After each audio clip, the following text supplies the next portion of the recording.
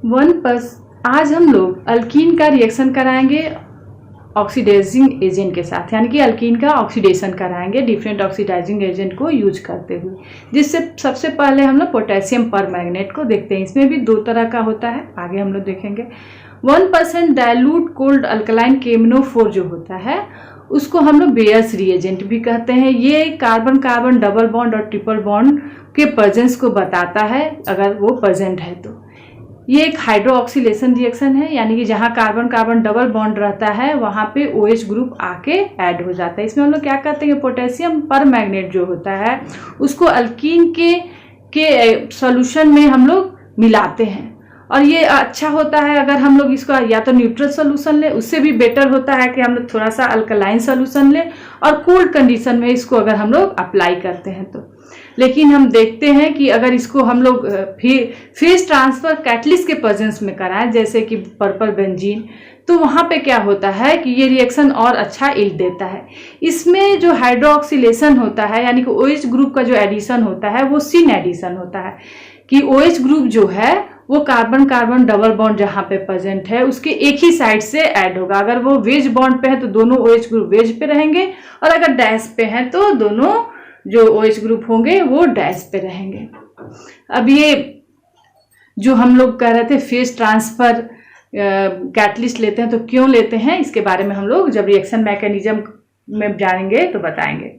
जैसे हमने अल्कीन लिया और उसका रिएक्शन करा दिया KMnO4 के साथ, एक्वस KMnO4 के साथ in presence of hydroxy ion. Hydroxy ion यानी कि NOH ले सकते हैं, KOH ले सकते हैं। तो क्या होगा, हमें अल्कीन जिस तरह का भी अल्कीन हो उसी तरह का अल्कीन डाइऑल मिलेगा हमें, और एक ब्राउन PPT मिलेगा 2MnO2 का, और उसके साथ ही साथ KOH का फॉर्मेशन होगा। अब इसके मैकेनिज्म को देखते हैं। तो सबसे पहले देखिए, जब भी हम लोग KMnO4 लेंगे तो K जो है और वो प्लस के रूप में वहाँ पे काफ़ी इजीली जब वाटर में डिजॉल्व करेंगे तो दोनों आयन अलग अलग हो जाएंगे। MnO4 जो होगा वो अलग और K प्लस अलग होगा, जो मैंने यहाँ पे दिखलाया है।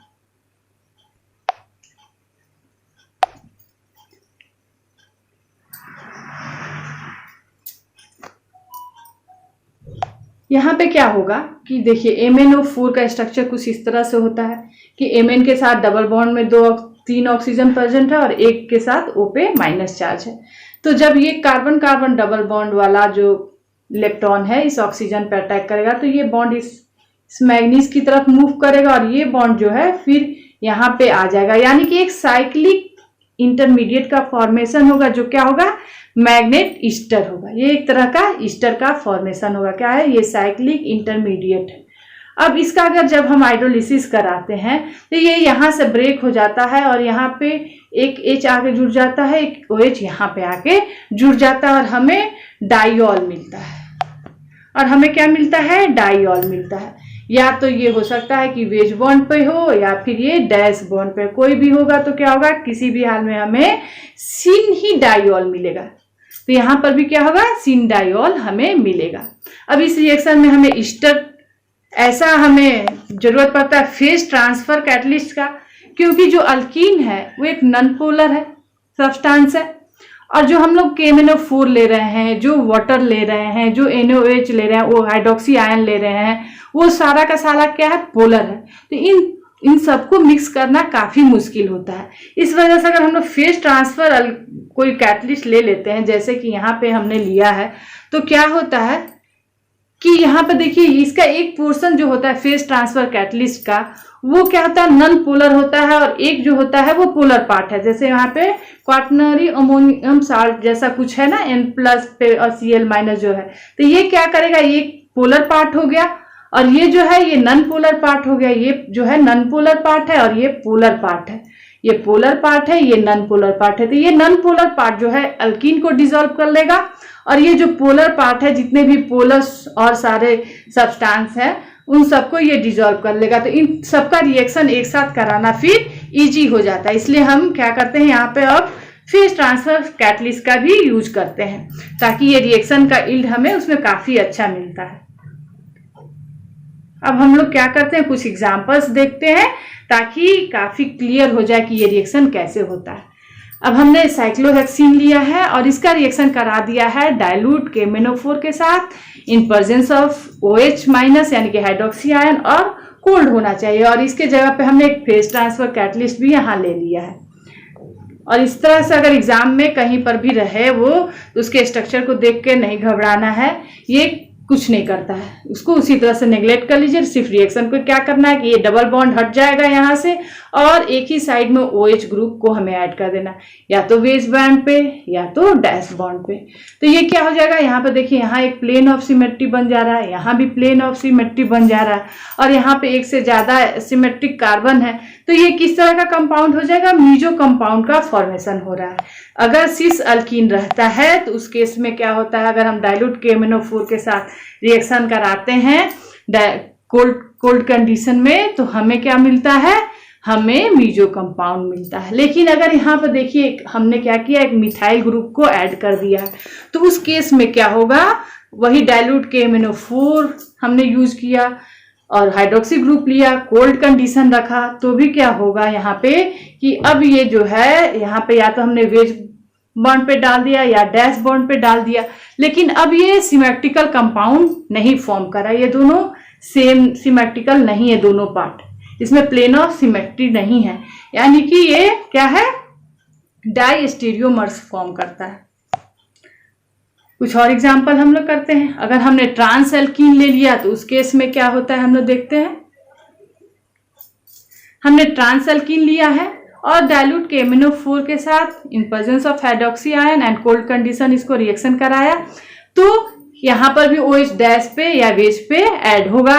लेकिन ये जो है, अगर इसका हम फिशर प्रोजेक्शन बनाएं तो ज्यादा अच्छे से हमें समझ में आएगा कि ये जो यहाँ पे जो भी हमें प्रोडक्ट मिल रहा है, जो डायोल दोनों मिल रहा है, वो इनएंटियोमर्स होंगे। इसमें क्या होगा, इसमें प्लेन ऑफ सिमेट्री नहीं होगा, इसमें ना प्लेन ऑफ सिमेट्री होगा और ना ही ये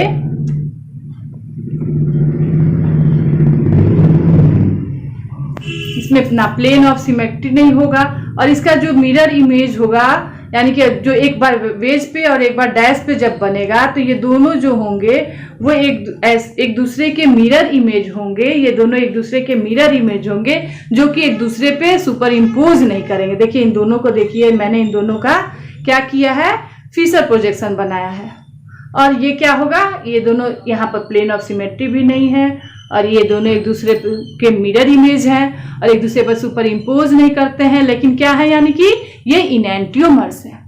लेकिन इन दोनों का फॉर्मेशन क्या होगा कि 50% होगा, दोनों ही तरह के बनेंगे 50-50%, यानी कि यहाँ पे रेसिमिक मिक्सचर का फॉर्मेशन होगा। ट्रांस अल्कीन अगर रहेगा और उससे जो डायोल फॉर्म करेगा वो किस तरह का होगा, वो रेसिमिक मिक्सचर होगा। एक और एग्जांपल हम लोग लेते हैं सिस अल्कीन का, एक दूसरा सिस अल्कीन का।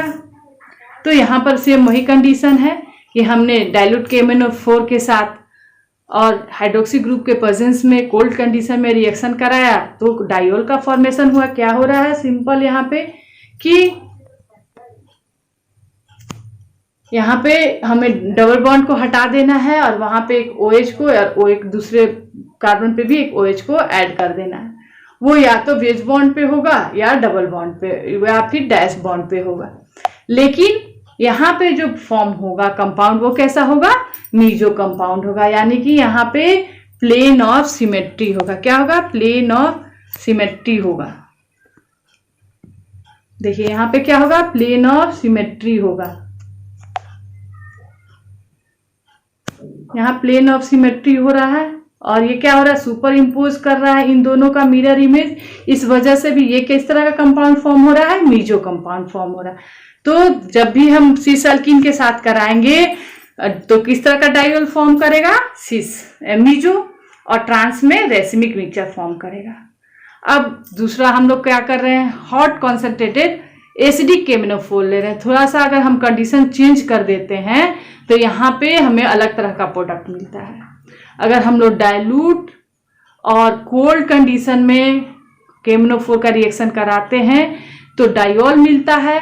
लेकिन हॉट कॉन्सेंट्रेटेड और एसिडिक कंडीशन में अगर हम रिएक्शन कराएं KMnO4 का तो हमें डिग्रेडेड प्रोडक्ट मिलता है। क्या होता है यहाँ पे, जो डबल डबल बॉन्ड के पास कार्बन जो होता है ये पूरी तरह से ये ब्रेक कर जाएगा, ये पूरी तरह से ब्रेक कर जाएगा और यहाँ पे एक ऑक्सीजन जुड़ जाएगा और यहाँ पर भी एक ऑक्सीजन जुड़ जाएगा और इसका फिर फर्दर ऑक्सीडेशन होगा। अगर एल्डिहाइड फॉर्म किया है यानी कि अगर H प्रेजेंट है, जैसे यहाँ पे प्रेजेंट है, तो क्या होगा, एसिड का फॉर्मेशन होगा। और इसमें थोड़ा सा एक कंडीशन हम जान लें कि अगर बॉन्ड ब्रेक करने के बाद अगर हमें 1 डिग्री कार्बन मिलता है जहां पर कि डबल बॉन्ड के साथ ऑक्सीजन ऐड हुआ है, तो वो क्या करेगा, वो पहले तो वो एल्डिहाइड बना है यानी कि, और वो उसके बाद कन्वर्ट कर जाएगा फिर फर्दर ऑक्सीडाइज होके एसिड में। अगर 2 डिग्री कार्बन है, 2 डिग्री कार्बन अगर यहाँ पर यानी कि यहाँ पे एक और CH3 ग्रुप ऐड होता, तब क्या होता वो कि वो कीटोन बनता और उसका ऑक्सीडेशन नहीं होता। लेकिन अगर 0 डिग्री कार्बन है यानी कि मिथाइल ग्रुप यहाँ पर कुछ ऐसा होता है कि केवल CH एक ही कार्बन होता, तो उस केस में वो कन्वर्ट कर जाता CO2 में। इसको हम लोग और अच्छे से एग्जाम्पल देख के समझते हैं।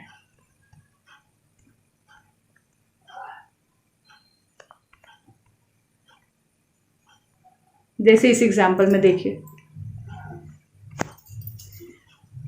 यहाँ पे क्या होगा, ये ब्रेक करेगा, ब्रेक करने के बाद यहाँ पर जो कार्बन है वो 1 डिग्री होगा, लेकिन यहाँ पे जो कार्बन है वो 2 डिग्री होगा। ये ब्रेक अगर करेगा तो ये कार्बन 2 डिग्री में कन्वर्ट होगा और ये कार्बन 1 डिग्री में कन्वर्ट होगा। 2 डिग्री वाला कीटोन फॉर्म करेगा और 1 डिग्री वाला चूंकि एल्डिहाइड फॉर्म करेगा जो फर्दर ऑक्सीडाइज हो जाएगा एसिड में। लेकिन अगर 2 डिग्री कीटोन फॉर्म किया है तो वो क्या होगा, वो कीटोन ऑक्सीडाइज नहीं करेगा फर्दर।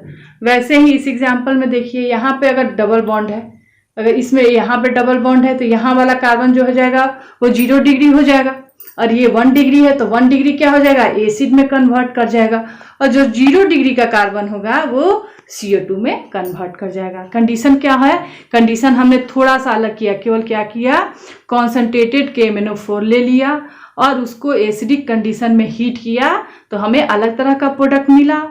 क्या मिल गया, ऑक्सीडाइज प्रोडक्ट मिला हमें, या तो एल्डिहाइड फॉर्म करेगा, कीटोन फॉर्म करेगा और एल्डिहाइड जो है वो फर्दर ऑक्सीडाइज होके एसिड में कन्वर्ट हो जाएगा। तो यानी हमें या तो कीटोन मिलेगा और एसिड मिलेगा और 1 डिग्री अगर कार्बन यहाँ पर जैसे कंडीशन है तो CO2 भी मिलेगा।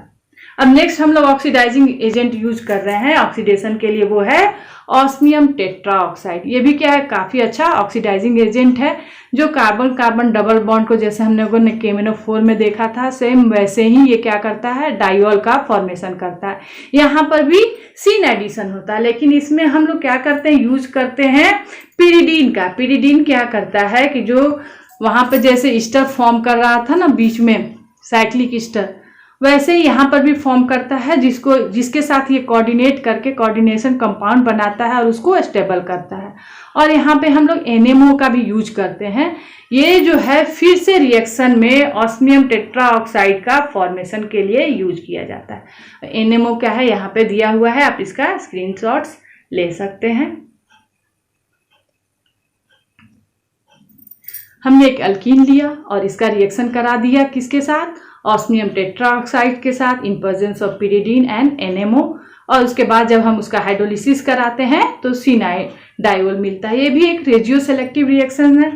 और यहाँ पे एक चीज ध्यान देना है कि जो कार्बन ज्यादा न्यूक्लियोफिलिक होगा, यानी जिस कार्बन कार्बन डबल के बॉन्ड के पास इलेक्ट्रॉन रिलीजिंग ग्रुप ज्यादा होंगे ताकि वो उसको स्टेबल कर रहे हों, तो वहां पे काफी सबसे पहले ऑक्सीडेशन उसी पोजीशन का होगा।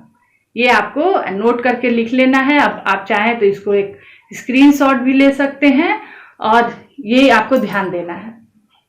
अब इसका मैकेनिज्म हम लोग देखते हैं। सेम इसका मैकेनिज्म भी जैसे KMnO4 के साथ था वही वाला मैकेनिज्म है, तो काफी इजी है। सबसे पहले ऑस्मियम टेट्राऑक्साइड हमने बनाया, यहाँ पर भी यही चीज होगा।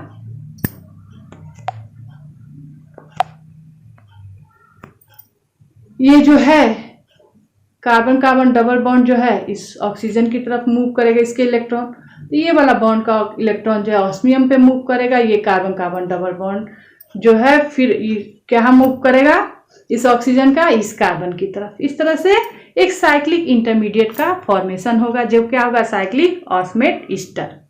अब अगर हम इसका हाइड्रोलिसिस कराएंगे तो ये यहाँ से ब्रेक कर जाएगा और यहाँ पे एक OH फॉर्म होगा और एक OH यहाँ पे फॉर्म होगा और इसके साथ H2SOH O4 का भी फॉर्मेशन होगा। क्या हुआ सिंपल यहाँ पे हमें OH का फॉर्मेशन कर देना है, जैसे हम लोगों ने परमैग्नेट में कराया था सेम वही मैकेनिज्म का यूज यहाँ पर भी होता है और सारा चीज सेम ही है। वहाँ यहाँ पर भी सिस अल्कीन जब होगा तो मीजो कंपाउंड फॉर्म करेगा और ट्रांस अल्कीन अगर होगा तो रेसिमिक मिक्सचर फॉर्म करेगा। हमने एक सिस अल्कीन लिया, उसका ऑस्मियम टेट्राऑक्साइड के साथ रिएक्शन कराया पिरिडीन और NMO के प्रेजेंस में और उसके बाद हाइड्रोलिसिस कराया तो दोनों यहाँ पे जो कार्बन बॉन्ड है यहाँ पे OH ग्रुप ऐड होगा, एक बार डैश पे और एक बार क्या होगा यहाँ पे OH और एक बार यहाँ पे OH। किस तरह से ऐड होगा, एक बार डैश पे और एक बार वेज पे। और उस कंडीशन में अगर सिस अल्कीन है तो क्या फॉर्म करेगा मीजो कंपाउंड, क्योंकि यहाँ पे सिमेट्रिकल कार्बन एक से ज्यादा है और प्लेन ऑफ सिमेट्री है, एक दूसरे पर ये सुपर इम्पोज कर रहे हैं और दोनों भी एक दूसरे पर मिरर इमेज जो है वो सुपर इम्पोज कर रहा है। और एक और एग्जांपल देखते हैं हमने अगर अल्कीन ले लिया साइक्लिक अल्कीन तो वहां पर भी ये सेम चीज है, carbon carbon double bond break होगा और उसके बाद वहां पे OH ग्रुप जो है ऐड हो जाएगा, एक बार वेज बॉन्ड पे एक बार डैश बॉन्ड पे और मीजो कंपाउंड का फॉर्मेशन होगा। लेकिन अगर हम लोग ट्रांस अल्कीन लेते हैं तो उस केस में क्या होता है कि इन एंटियोमर्स का फॉर्मेशन होता है 50%, दोनों तरह की इन एंटियोमर्स का फॉर्मेशन होगा 50-50%। तो एक रेसिमिक मिक्सचर का यहाँ पे फॉर्मेशन हो जा रहा है। कंडीशन क्या होता है osmium tetroxide in presence of pyridine and NMO और सेकेंड कंडीशन क्या है तो उसका हाइड्रोलिसिस कराएंगे। ये दोनों कंपाउंड जो हैं क्या हैं, ये इन एंटियोमर्स हैं, इनमें कोई भी प्लेन ऑफ सिमेट्री नहीं है, इनका मिरर इमेज जो है एक दूसरे पर सुपर इम्पोज भी नहीं कर रहा है। तो इस तरह से काफी इजी है, हमने अल्कीन का ऑक्सीडेशन कराया और सारे रिएक्शन को देखा।